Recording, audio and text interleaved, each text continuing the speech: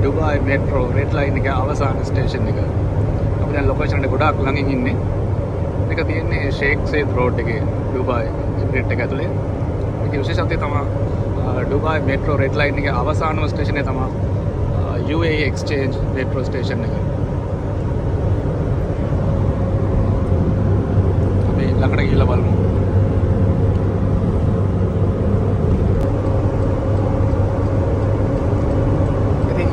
Exchange metro station එක පහුරුණාට පස්සේ දැන් අපි ආයෙත් MBZ රෝඩ් එක හරහා ඩුබායි වලට යන ගමන් ඉන්නේ. ඉතින් මම හිතන විදිහට මේ MBZ රෝඩ් එක තමයි ඕනම කෙනෙක්ට භාවිත කරන්න පුළුවන් ලේසිම පාර. ඩුබායි, සාජා, ෆුජේරා කියන එමිරේට් තුනටම ලේසියෙන් ළඟා වෙන්න පුළුවන් මේ පාර ඔයගොල්ලෝ භාවිත කරනවා නම්.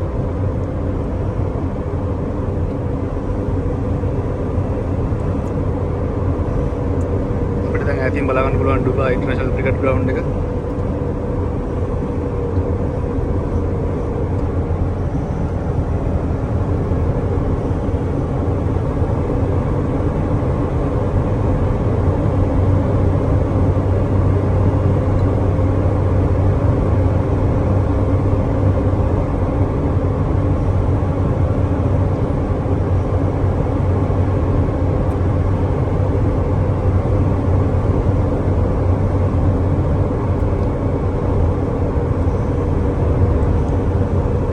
බලන්න පුළුවන් ඩුබායි ක්‍රිකට් ග්‍රවුන්ඩ් එක.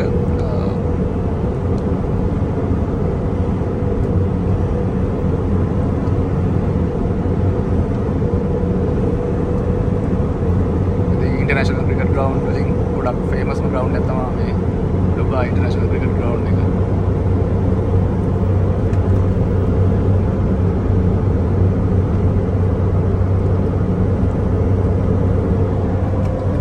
ඩුබායි ස්පෝර්ට් සිටි එකට තා පහසුවෙන් ළඟා වෙන්න පුළුවන් MBZ රෝඩ් එකෙන් ඔයාලට එනවා නම්.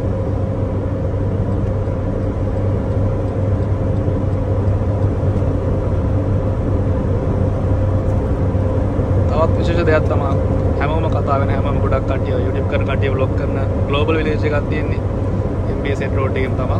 මම ඒකත් පෙන්වන්නම් ඔයාලට. අපි දැන් යමු ඊළඟට ඒක බලන්න.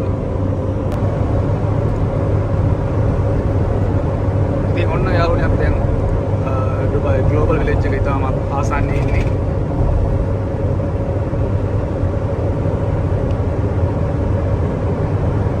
මේ MBZ රෝඩ් එකේ තියෙන විශේෂත්වය තමයි ඩුබායි ක්‍රිකට් ග්‍රවුන්ඩ් එක. ඒතර ග්ලෝබල් විලේජ් එක ඩුබායි මෙට්‍රෝ රෙඩ් ලයින් එකේ තියෙන අවසාන ස්ටේෂන් එක මේ සේරම කියන ලොකේෂන් වලට ඉතාම පහසුවෙන් ළඟා වෙන්න පුළුවන් එකම පාරකින්.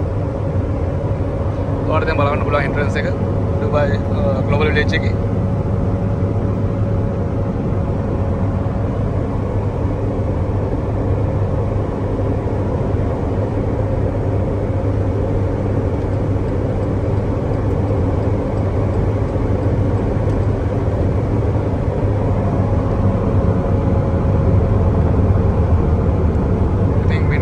ඩුබායි ග්ලෝබල් විලේජ් එක සයිඩ් විව් එක.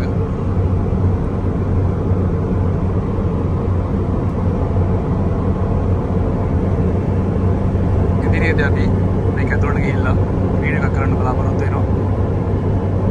ඒ වගේම ගොඩක් ලස්සන මෙට්‍රෝ ස්ටේෂන් වලටත් අපි යන්න බලාපොරොත්තු වෙනවා.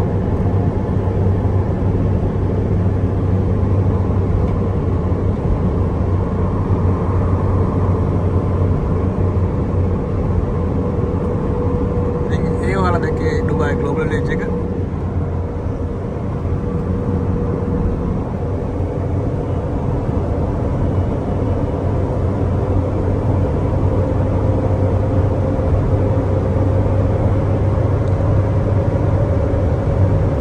අපි දැන් නැවතත් ඩුබායි නගරයේ දෙසට යන ගමන් ඉන්නේ. ඉතින් මම හිතනවා ඔයාලට මේ වීඩියෝ එකෙන් මේ MBZ රෝඩ් එක ගැන ලොකු අයිඩියා ගන්න පුළුවන් වුණා කියලා. මොකද ඩුබායි ඉඳන් අබුඩාබි යන ඕන කෙනෙක්ට මේ රෝඩ් එක ඇත්තටම හොඳ විකල්පයක්. ගොඩක් ස්තුතියි අදත් වීඩියෝ එක අවසන් වෙනකන් නැති සිටියට. ඉස්සරහදී තවත් අස්සන වීඩියෝ එකකින් හමු වෙමු.